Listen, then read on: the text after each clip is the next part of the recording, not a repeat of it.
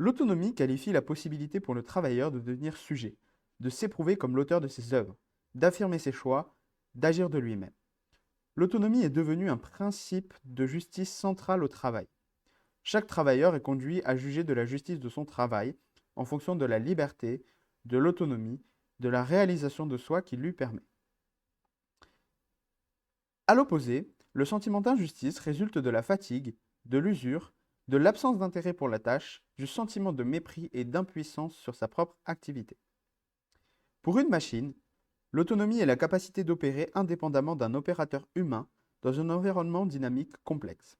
Cette diminution des interventions réduit l'espace d'autonomie des travailleurs.